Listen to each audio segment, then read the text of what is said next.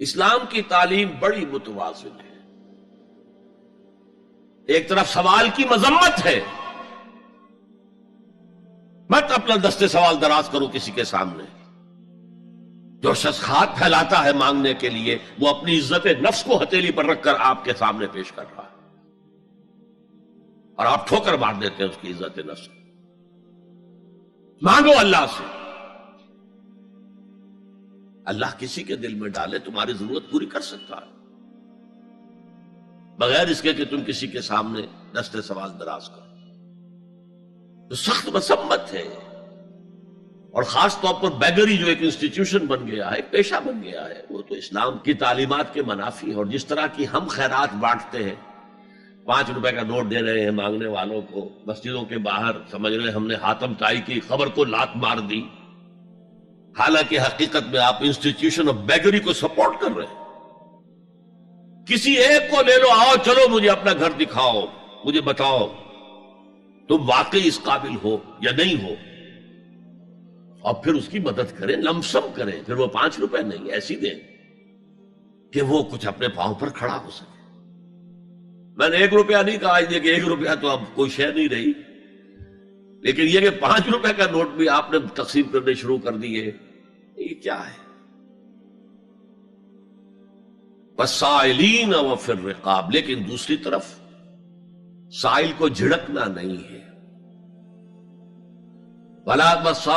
اما السائل فلا تنہر، جھڑکو نہیں. اچھا بھائی نہیں، معاف کرو، میرے پاس اس وقت آپ کی مدد کے لیے کچھ نہیں ہے، میں کچھ نہیں کر سکتا. تو ان دونوں کے درمیان اصل میں معاملہ ہونا چاہیے. بلکہ یہاں تک بھی فرمایا سائل کو ضرور دو، چاہے وہ گھوڑے پر سوار ہو کر تمہارے دروازے پہ آیا. کیا پتا اس کی واقعی الجھن کیا ہے.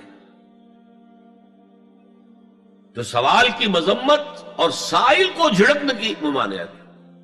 حتی الامکان خالی ہاتھ نہ لوٹاؤ، اس نے اپنی عزت نفس اپنی ہتھیلی پر رکھ کر تمہاری سامنے پیش کر دیا، اسے ٹھوکر نہ مارو. لیکن جیسا کہ میں نے عرض کیا، یہ انسٹیٹیوشن آف بیگری جو ہے یہ ایک علیحدہ شے ہے، بالکل اس کا اس سے کوئی تعلق نہ سمجھیے. وفی الرقاب، رقاب جمع ہے رقبہ، گردن. فک رقبۃ او اطعام فی یوم ذی مسغبۃ یتیما ذا مقربۃ او مسکینا ذا متربہ. فک رقبۃ، کسی کی گردن چھڑا دینا. اس وقت سب سے بڑی اپلیکیشن اس کی تھی غلاموں کو، کنیزوں کو اپنے پیسے سے خرید کر آزاد کر دینا. بہت بڑی نیکی، بہت بڑی نیکی. اور حضرت ابو بکر رضی اللہ تعالیٰ عنہ کے دفتر فضائل میں سب سے اونچا کام یہ ہے کہ جن غلاموں کو اور جن کنیزوں کو ستایا جا رہا تھا، دیئر اونرز، دیئر ماسٹرز، ان کے آقا کو حق حاصل تھا، جو چاہے کریں ان کے ساتھ، قتل کرنے کوئی پوچھنے والا نہیں ہے. میں پہلے بھی عرض کر چکا ہوں، میری ملکیت ہے، جیسے میری بکری میری ملکیت ہے، میں نے اس کو ذبح کیا، گوشت کھا لیا، تم کون ہوتے ہو پوچھنے والے؟ میرا غلام تھا، میں نے قتل کر دیا، تم کون ہو پوچھنے والے؟ ان کو حضرت ابو بکر نے خرید کر آزاد کیا اور منہ مانگے دام دیے. حضرت بلال کے لیے امیہ ابن خلف نے اتنی بڑی رقم مانگی، حضرت ابو بکر نے کہا ٹھیک ہے لو. باپ نے کہا بھی ابو قحافہ نے، ابو بکر کو کوئی غلام خریدنا ہی تھا تو کوئی طاقتور آدمی جو کام آ سکے کہیں، اس کو خریدنا چاہیے. انہیں کیا پتا ابو بکر کس لیے خرید رہا اور کس کے لیے خرید رہا. آج کے دور میں اس کی اپلیکیشن ہوگی. کوئی شخص جو ہے اگر قرض میں اس طرح جکڑا جائے کہ لاکھ ہاتھ پاؤں مارے نکل نہیں سکتا، اس کو کوئی لمپ سم مدد دے کر اس قابل کیا جائے کہ وہ پھر اپنے پاؤں پر کھڑا ہو جائے. یہ نہیں کہ اسے آپ ہر مہینے کچھ رقم دیتے رہے مینٹیننس کے لیے، نہیں، اس سے تو وہ اسی پوزیشن میں رہے گا. یہ بعض مائنورٹی کمیونٹیز کے اندر یہ معاملہ موجود ہے. کوئی بھائی اگر گر گیا ہے کاروبار میں تو اس کی پھر ایسی مدد کی جائے کہ وہ پھر آپ کی صف میں آ کر کھڑا ہو جائے. Respectable members of your community وہ اس شکل میں پہنچ جائے. یہ بھی فک و رقبتن اس کی ذیل میں آج کل آئے گا. اب اس کے بعد آیا وَأَقَامَ الصَّلَاةَ وَآتَى الزَّكَاةَ. یہ دو کیا ہیں؟ یہ عبادات کی شکل میں دو ستون ہیں جو ان دو چیزوں کو سپورٹ کرتے ہیں جو اب تک بیان ہوئی ہیں. ایمان کو تازہ رکھنے کے لیے نماز قائم کرو.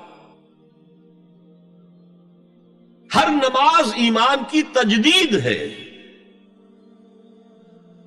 اقیم الصلاۃ لذکری، نماز قائم کرو میری یاد کے لیے. اپنا عہد اللہ کے ساتھ تازہ کرو. ایاک نعبد و ایاک نستعین، اے اللہ ہم تیری ہی بندگی کرتے ہیں اور کرتے رہیں گے، تجھ ہی سے مدد مانگتے ہیں اور مانگتے رہیں گے. اپنے اس عہد بندگی کو تازہ کرو، ایمان کو تازہ کرو. الحمدللہ رب العالمین الرحمن الرحیم. ایمان باللہ تازہ ہوا نا. مالک یوم الدین، ایمان بالآخرہ تازہ ہو گیا نا. یہ ہے ایمان کو قائم رکھنے کے لیے، نیکی کی اس روح کو برقرار رکھنے کے لیے اللہ تعالی کی طرف سے یہ ستون ہے. الصلاۃ عماد الدین، دین کا ستون ہے یہ نماز. اس بحث میں اس کا مقصد کیا ہے وہ میں نے بیان کر دیا. بعد میں کیوں آ رہا ہے؟ یعنی کہ اصل شے ہے ایمان، اور ایمان کو سپورٹ کرنے والا ستون ہے نماز. عملی نیکی میں اصل شے ہے ہمدردی، ہمدردی میں مال خرچ کرنا، اور اس کے لیے ستون ہے زکوٰۃ. کم سے کم یہ 2.5% تو نکالو، بوتل کا کارک تو کھل جائے، پھر اور بھی دو اور بھی دو اور بھی دو. یہ تو obligatory ہے، یہ تو فرض ہے، یہ تو لازم ہے. لیکن مقصد کیا ہے؟ اس کو جو سمجھ لیا بس یہی زکوٰۃ ہی ہمارے ذمے میں ہے، وہ بڑے مغالطے میں. حضور نے فرمایا صلی اللہ علیہ وسلم ان فی المال حقا سوى الزکوٰۃ. اے مسلمانوں یہ نہ سمجھنا کہ بس زکوٰۃ ادا کر دی تو تمہارے مال کا سارا حق ادا ہو گیا. ان فی المال حقا سوى الزکوٰۃ، تمہارے اموال میں حق ہے اللہ کا زکوٰۃ کے علاوہ بھی. اور پھر آپ نے یہ آیت پڑھی وَآتَى الْمَالَ عَلَىٰ حُبِّهِ ذَوِي الْقُرْبَىٰ وَالْيَتَامَىٰ وَالْمَسَاكِينَ وَابْنَ السَّبِيلِ وَالسَّائِلِينَ وَفِي الرِّقَابِ وَأَقَامَ الصَّلَاةَ وَآتَى الزَّكَاةَ. یہاں آتَى الزَّكَاةَ تو ہے ہی ہے، اس سے پہلے جو آ رہا ہے یہ سرپلس ہے، اس سے آگے کی بات ہے، یہ ایڈیشنل ہے. اسی لیے جب انفقوا انفقوا انفقوا انفقوا انفقوا کی جو تکرار ہوتی ہے قرآن مجید میں، تو ایک جگہ پھر سوال کیا صحابہ نے کتنا خرچ کرے حضور؟ فرمایا قل العفو، کہہ دو جو بھی ضرورت سے زائد دے ڈالو. Don't accumulate, don't retain any thing.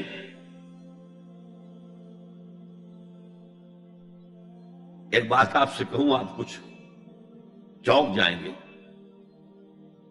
حضور نے کبھی زکوٰۃ دی؟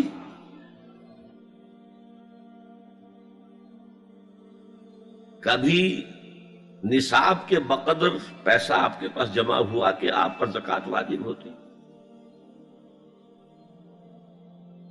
کیسی عجیب بات ہے. ارکان دین میں سے ایک رکن سرے سے غائب. کبھی آپ نے مال رکھا ہی نہیں. حضور کا اسوہ ہم جانتے ہیں، مسواک کر لی ہے، پانچے جو ہے ٹخنے سے اوپر کر لیے ہیں، یہ اسوہ ہے. ہاں ہے، یہ بھی ہے، ٹھیک ہے، سنت ہے. اسوہ تو یہ ہے. اور صرف آپ کا نہیں، جنہیں ہم کہتے ہیں فقراء صحابہ، ابو ہریرہ، ابو ذر، سلمان فارسی، علی رضی اللہ تعالی عنہ اجمعین، یہ فقراء صحابہ میں سے تھے. کبھی کچھ نہیں رکھا اپنے پاس. میں نے بتایا تھا آپ کو شاید کہ حضرت علی کی جب شادی ہو رہی تھی حضرت فاطمہ سے، کوئی مکان تھا ہی نہیں، کہاں لے کے جائیں؟ ایک انصاری نے ایک حجرہ دیا ہے اپنے مکان کا، اس میں حضرت فاطمہ ودا ہو کر گئی. He didn't have any home. ابو ذر وہ تو دوسری انتہا کو چلے گئے تھے.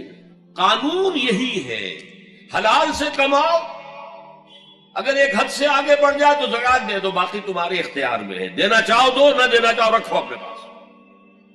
قانون اس سے زیادہ آپ کو پابند نہیں کرے گا. کبھی بھی آپ نے جبر نہیں کیا، ایمرجنسی میں بھی جبر نہیں کیا. ایک واقعہ آتا ہے کہ حضور کو کئی وقت کا فاقہ تھا. تھوڑی دیر کے بعد حضرت ابو بکر آئے، آپ نے چہرے سے پہچان لیا کہ فاقے سے. پھر حضرت عمر آئے، پہچان لیا کہ فاقے سے. شاید حضور خود اپنے لیے نہ اٹھتے نہ جاتے، اپنے دونوں ساتھیوں کو لے کر ایک انصاری کے باغ میں پہنچ گئے. انصاری کی عید ہو گئی، فوراً لا کر اس نے کچھ کھجوریں کچھ انگوروں کے گوشے رکھے.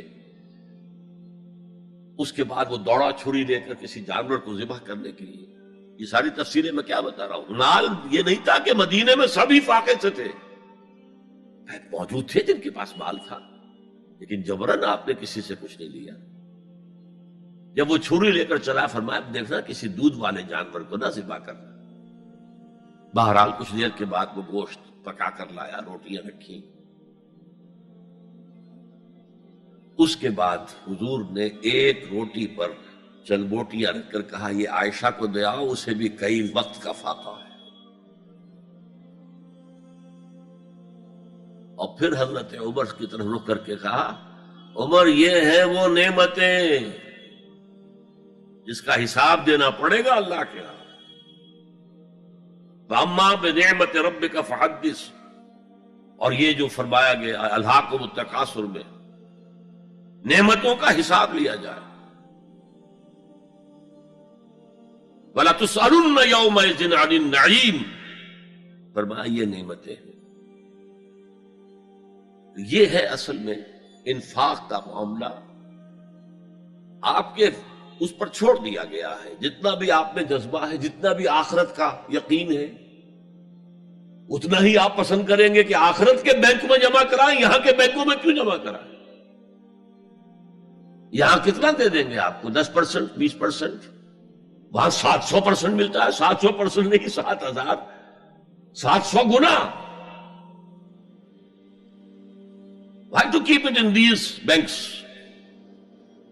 حضرت مسیح کا جو پہاڑی کا واس بہت مشہور ہے، سرمن آف دا ماؤنٹ، بڑے پیارے الفاظ ہیں. میں آپ سے اپنا تاثر عرض کیے بغیر نہیں رہ سکتا. جہاں تک مواعظ کا تعلق ہے، جو حضرت مسیح کے مواعظ آئے ہیں ان سے اونچے واعظ کوئی ممکن نہیں. اسی میں یہ جملہ بھی ہے، دیکھو اپنا مال زمین پر جمع نہ کرو، جہاں چوری بھی ہوتی ہے ڈاکہ بھی پڑتا ہے، کیڑا بھی خراب کرتا ہے. آسمان پر جمع کرو جہاں نہ چوری کا اندیشہ، نہ ڈاکے کا خوف، نہ کیڑا خراب کر سکے. اس لیے کہ میں تم سے سچ کہتا ہوں کہ جہاں تمہارا مال ہوگا وہیں تمہارا دل ہوگا. مال یہاں ہوگا تو دل اٹکا ہوا ہوگا، اور فرشتے اس طرح گھسیٹ کر کھینچیں گے آپ کی جان کو جیسے کہ سیخ پر سے کباب کھینچا جاتا ہے. اور اگر دل وہاں لگا ہوا ہے جس کے لاکھوں کروڑوں ڈالر سوئس بینکس میں جمع ہیں، اسے کہا جائے نکل جاؤ پاکستان سے، اسے کوئی تکلیف ہوگی؟ نکل جاؤ فلاں ملک سے، ملک بدل کرتے تو کیا تکلیف؟ میرے بینک کے اندر پیسے ہیں. البتہ جس کا باہر کچھ نہ ہو اسے اگر یہ دی جائے سزا تو اس کی تو جان پر بن جائے گی.